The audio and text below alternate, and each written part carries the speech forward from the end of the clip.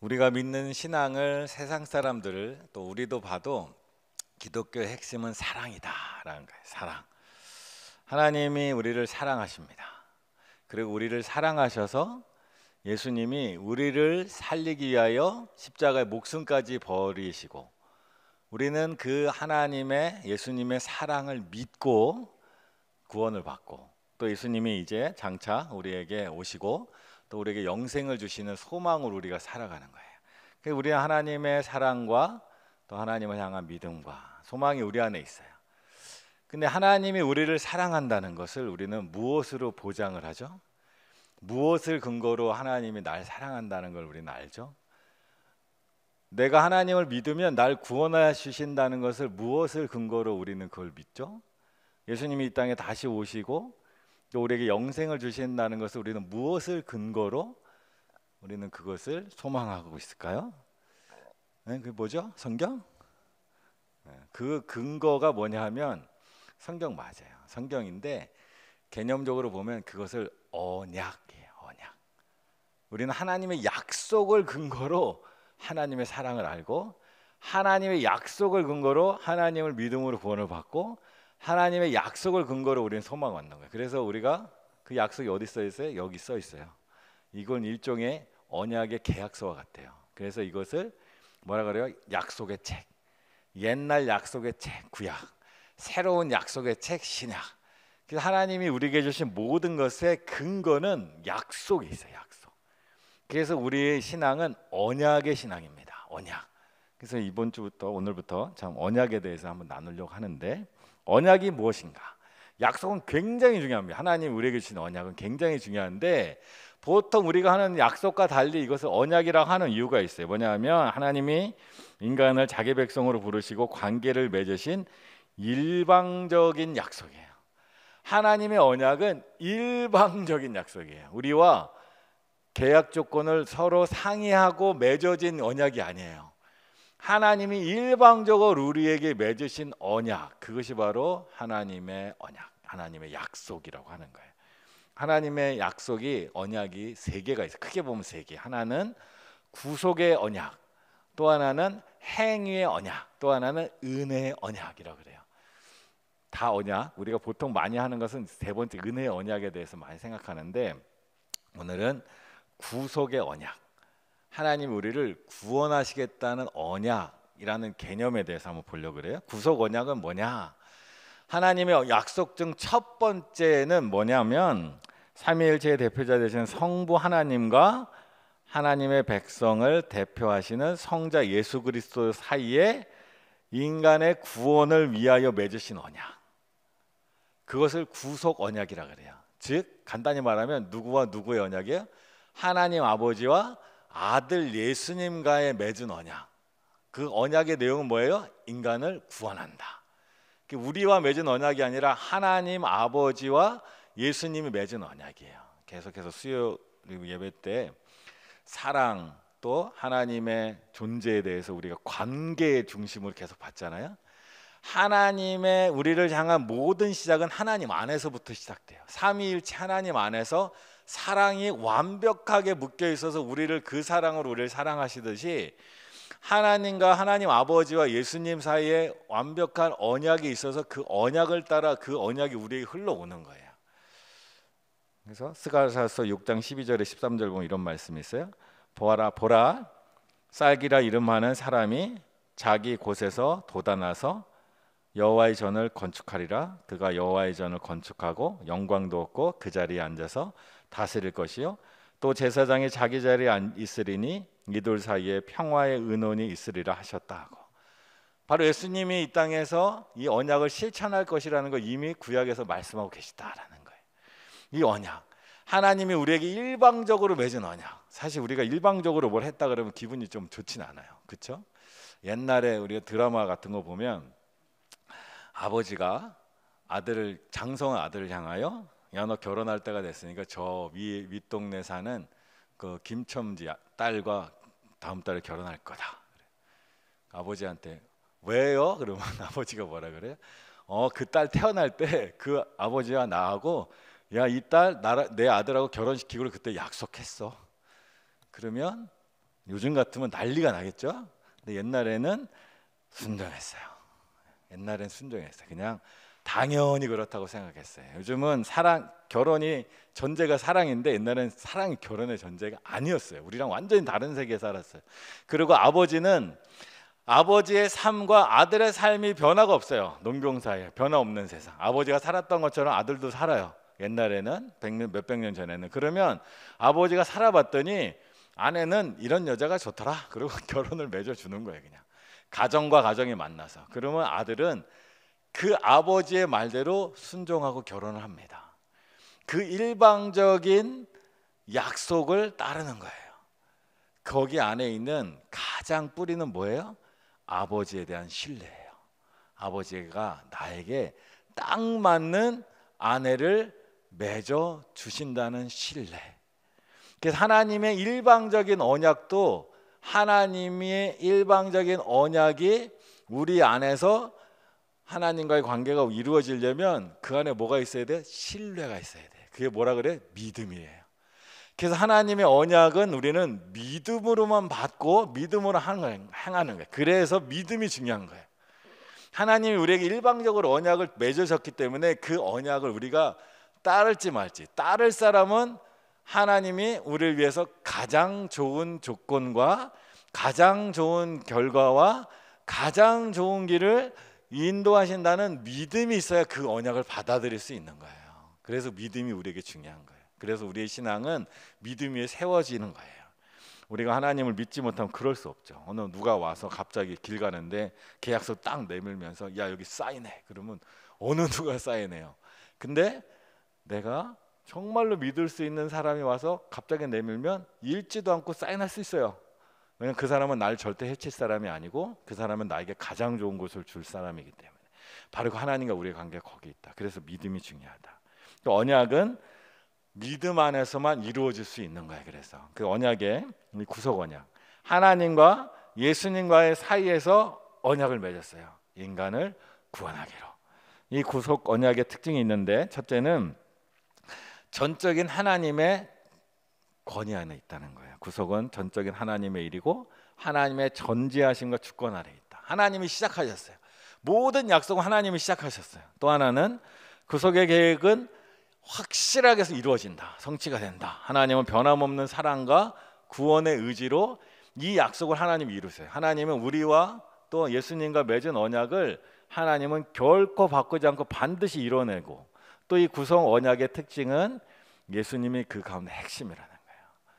자, 왜 그런가? 이제 좀 자세히 나갈 텐데, 이 구속 언약이, 약속은 항상 근거가 있어야 돼요. 우리가 하나님의 사랑과 하나님의 구원도 근거가 있어야 돼. 그 약속이 어디 써 있다고? 성경에 있어요. 그래서 이 구속 개혁이 어떻게 써 있나? 성경을 보면 하나님의 구속의 언약은 창세 전부터 있다라는 거예요. 에베소서 1장 4절에 보면 곧 창세 전에 그리스도 안에서 우리를 택하사 우리로 사랑 안에서 그 앞에 거룩하고 흠이 없게 하시라고.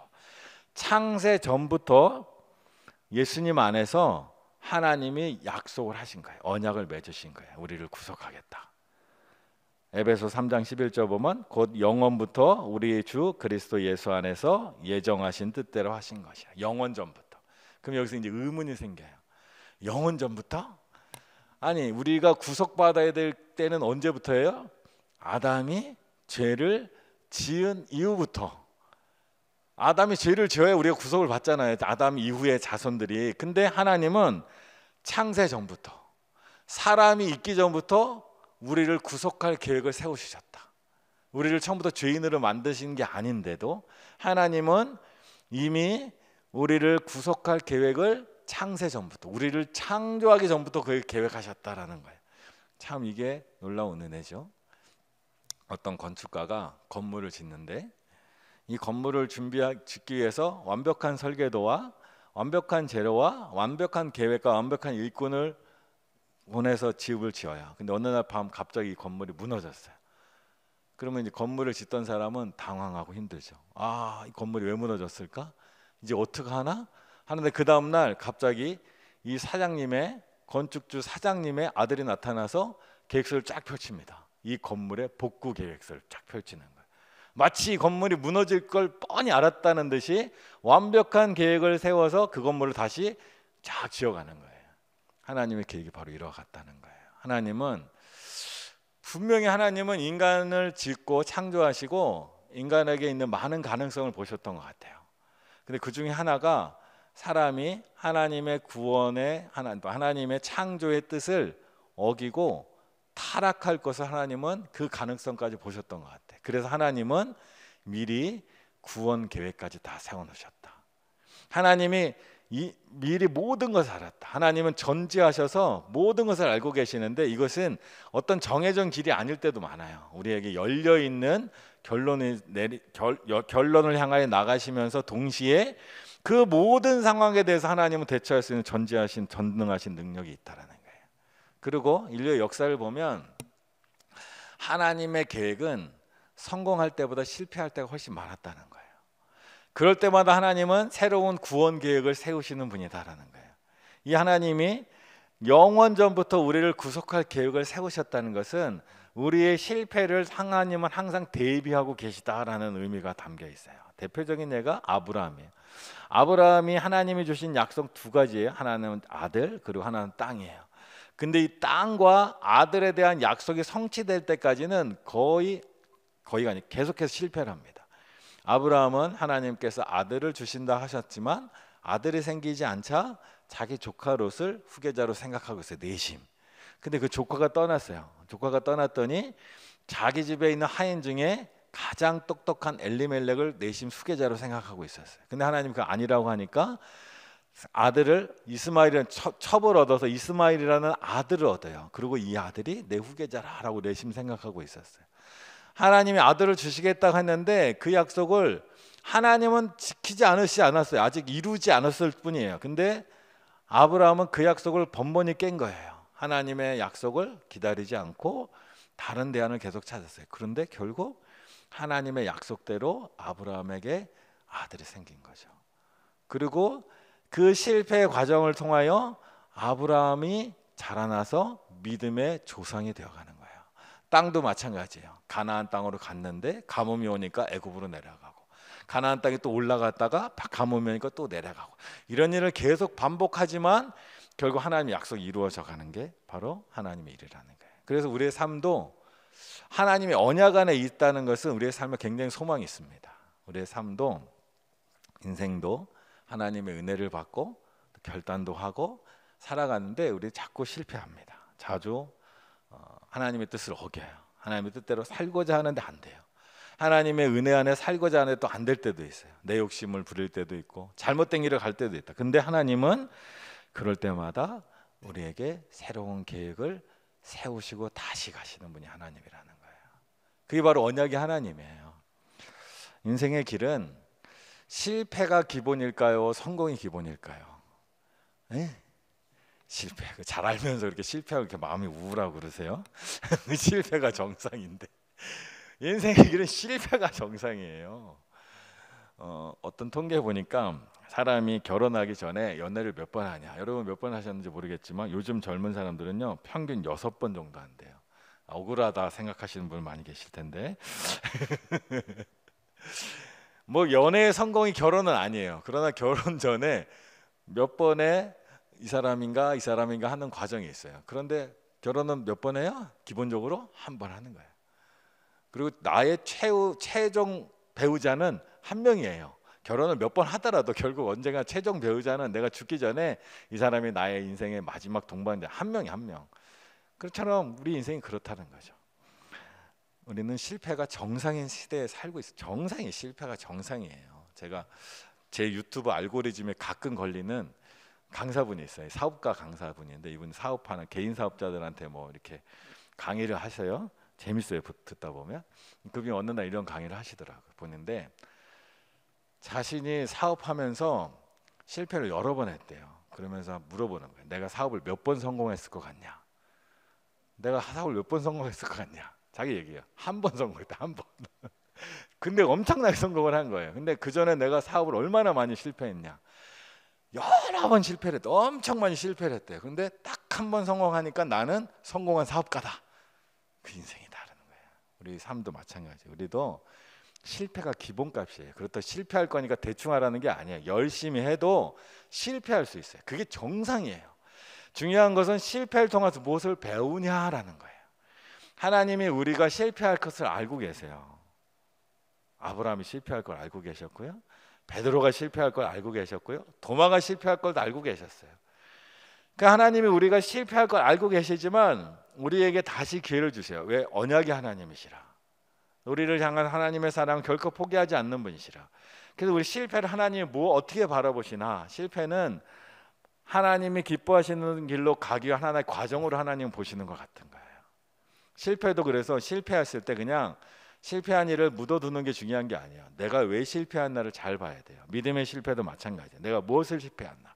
하나님은 나의 실패를, 나의 잘못된 선택을 책망하기보다 먼저 내가 왜 그랬을까를 보길 원하시고, 그래서 그것을 곰곰이 생각하길 원하시는 거예요. 그래서 하나님 우리에게 원하시는 게 뭐예요? 자백을 원하시는 거예요. 왜 자백을 원하냐? 이실직고야 이게 아니에요. 네가 왜 그렇게 실패했는지 한번 곰곰이 생각해 보고 그것을 하나님 앞에 좀 아뢰면서 너의 마음을 한번 돌아봐봐. 그러면 네가 하나님께로 가지 못했던 바로 그 걸음, 하나님의 뜻을 따르지 못했던 그 삶을 깨닫고 하나님께로 다시 갈 수 있는 거예요. 그래서 지금은 실패하지만 내일은 성공할 수 있는 거예요. 아브라함이 아들에 대해서 계속해서 실패했지만 마지막엔 하나님이 아들을 주시는 성공을 이룬 거예요. 믿음의 성공을. 그리고 그 믿음의 성공을 이루고 나서는 아들이 나에게 중요하지만 하나님이 더 중요한 걸 알았기 때문에 아들을 모리아산으로 데려갈 수 있는 믿음의 사람이 되었다라는 거예요. 그래서 우리의 실패가 하나님에겐 굉장히 중요한 거예요. 우리 인류의 역사는 실패가 정상이라는 걸 항상 마음에 두고 계세요. 열심히 하되 잘 안 되면 속상하지만 그것을 딛고 다시 일어나는 게 사람의 삶이라는 거예요. 성경이 말해주고 있는 건, 성경은 죄인의 구원을 위한 하나님의 계획이 언약의 성격을 띠고 있다고 말한다. 하나님의 언약이란 결국 우리를 구원하시는 거예요. 실패 안에 머물지 않고 우리를 구원하시는 거예요. 그래서 예수님의 방식을 보세요. 요한복음 5장 20절 22절, 아버지께서 아들을 사랑하사 자기가 행하시는 것을 다 아들에게 보이시고 또 그보다 더 큰 일을 보이사 너희로 놀랍게 여기게 하시리라. 아버지께서 아무도 심판하지 아니하시고 심판을 다 아들에게 맡기셨으니. 하나님은 실패한 사람을 심판하지 않으신다는 거예요. 심판하지 않는 것은 실패가 정상이라는 걸 하나님이 알고 계시기 때문이에요. 하나님은 그 실패를 심판하기보다 그 실패를 통하여 성공을 하는 길을 우리를 인도하길 원하시는 거예요. 그래서 믿음의 사람은, 이 하나님의 언약을 아는 사람은 결코 실패한 사람을 심판하지 않아요. 실패한 사람을 책망하지 않아요. 그 실패한 사람은 옆에서 그 이 실패를 통하여 어떻게 성공으로 갈까?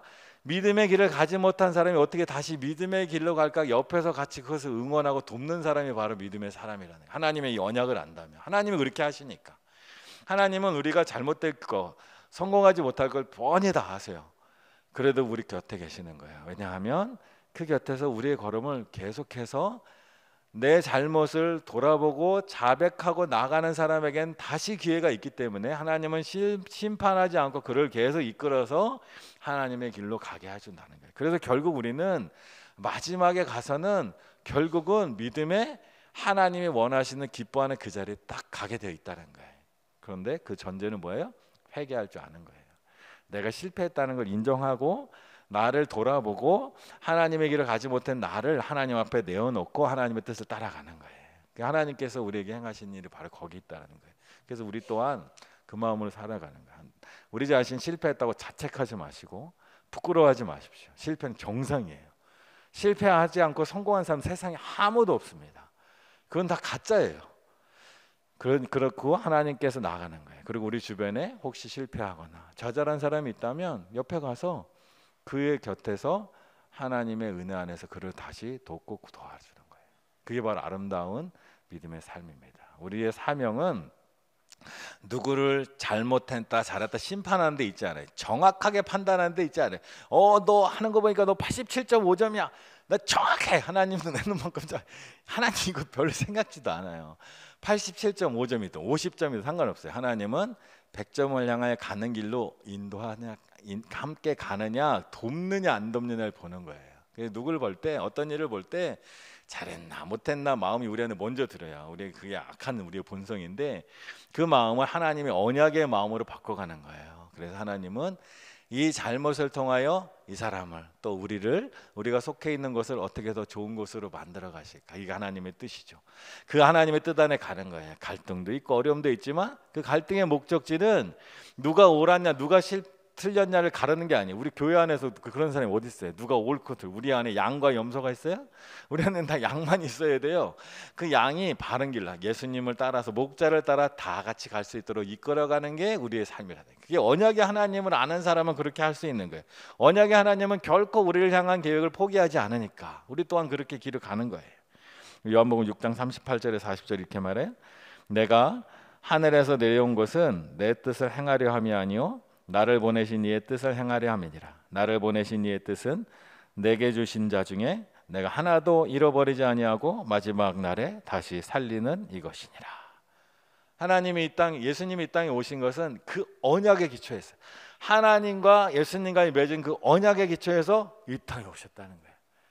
그리고 그 하나님은 그 언약을 결코 포기할 생각이 없으신 거예요. 우리가 아무리 실패해도 하나님은 결코 포기하지 않아요. 10번을 우리가 하나님을 반역해도 하나님 우리를 포기하지 않아요.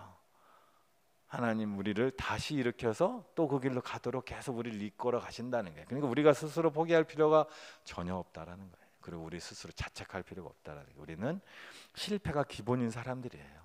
성공은 정말 희한한 일인 거예요. 성공을 했다니 놀랍다, 감사하다, 은혜다. 그게 바로 우리의 삶이라는 거예요. 오늘 구속 언약의 핵심을 다시 한번 정리를 해보면 언약의 당사자는 누구예요? 하나님과 아들 예수님 두 분 사이에 맺은 언약이에요. 그리고 이 언약의 보증인이 있어요. 히브리서 7장 22절 이와 같이 예수는 더 좋은 언약의 보증이 되셨느니라. 여기서 이제 의문이 생기죠. 뭐야 이게 말이 돼? 성부 하나님과 성자 하나님이 언약을 맺었으면 보증은 성령님이 쓰시든지 해야지 보증을 누가 썼어요? 예수님이래요. 이게 뭔가 이상하지 않아요? 아버지 하나님과 아들 예수님이 계약을 맺었는데 그 보증인이 아들이래요. 이건 뭔가 이상하잖아요. 보증은 제3자가 세야지 보증을. 근데 아들 예수님이 보증인이래요. 이 이상한 계약이 완성되기 위해서 하나의 전제 조건이 있어요. 언약의 전제 조건은 뭐냐면 이 아버지 하나님과 아들 예수님이 맺은 언약이 이루어지는 전제 조건은 이 보증인이 되는 예수님이 이 언약에 직접 참여해야 되는 거예요. 내가 보증을 섰는데 내가 이 언약에 참여해야 되는 거예요. 누군가 투자를 해요. 어떤 사업에. 근데 그 사람이 우리에게 나만 믿고 투자해. 거짓말일 수 있어요. 자기는 투자 한 푼도 안 하면서. 근데 자기가 전 재산을 거기에 투자하는 거예요. 나 전 재산 투자할 테니까 같이 투자하자. 그러면 좀 믿을만해요.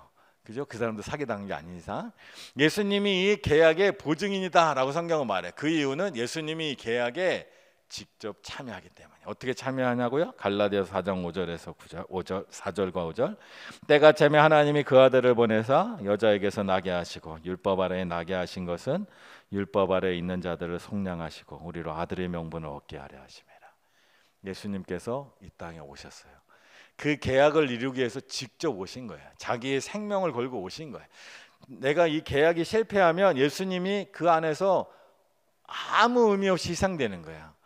이 계약이 성공하면 예수님의 죽음은 의미가 있지만 이 계약이 실패하면 예수님의 죽음은 아무 의미가 없는 죽음인데 그 죽음 안으로 예수님이 들어오신 거예요. 그래서 베드로전서 3장 18절 이렇게 말해요. 그리스도께서도 단번에 죄를 위하여 죽으사 의인으로서 불의한 자를 대신하셨으니 이는 우리를 하나님 앞으로 인도하려 하심이라. 육체로는 죽임을 당하시고 영으로는 살리심을 받으셨으니. 이 언약이 얼마나 확실하면 예수님은 자기의 몸을 들여서 이 땅에 오셔서 그 계약 안으로 들어오신 거예요. 우리의 삶으로 들어오셨을 뿐만 아니라 하나님의 계약 안에 오신 거예요. 하나님과 예수님은 동등한 모지시지만 하나님과 예수님이 일방적으로 맺은 이 계약에 예수님이 직접 참여해서 들어오셨다는 거예요. 그래서 베드로전 3장 22절 보면 그는 하늘에 오르사 하나님 우편에 계시니 천사들과 권세들과 능력들이 그에게 복종하느니라. 이 일을 통하여 예수님 십자가 지심을 통하여 하늘의 모든 권세를 갖게 되셨다. 이건 우리에겐 굉장히 큰 은혜죠. 그 마치 뭐와 같냐면 엄마가 왕인 것과 똑같은 거예요. 엄마가 배 아파서 우리를 낳았는데 그 엄마가 우리의 통치자이면서 동시에 우리의 재판관인 것과 똑같은 거예요. 예수님이 우리를 위하여 십자가를 죽으셨잖아요. 자기 목숨을 버려서 우리를 살리셨잖아요. 그분이 우리의 통치자라는 거예요. 그분이 우리를 어떻게 대하시겠어요? 엄마가 우리를 어떻게 대하시겠어요? 자기 배 아파 낳은 우리 자식을 엄마가 어떻게 대해요? 그거 마찬가지로 하나님 예수님이 자기 몸을 죽여서 십자가에 죽이면서까지 우리를 살린 우리의 통치자가 되었다는 거예요. 이게 얼마나 놀라운 복음이에요. 하나님은 그래서 결코 우리가 하나님이 언약을 믿고 예수님을 우리의 구주로 믿고 예수님 우리의 왕으로 믿는 자에게 하나님은 무한한 자비와 무한한 긍휼을 베푸시는 거예요. 결코 우리를 버릴 수 없는 거예요.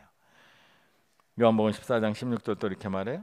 내가 아버지께 구하겠으니 그가 또 다른 보혜사를 너희에게 주사 영원토록 너희와 함께 있게 하리니. 이게 하나님 아버지와 아들과의 계약이에요. 무슨 계약? 예수님이 이 땅에서 하늘로 올라가시면 성령을 우리에게 보내셔서 우리와 영원히 함께 있겠다.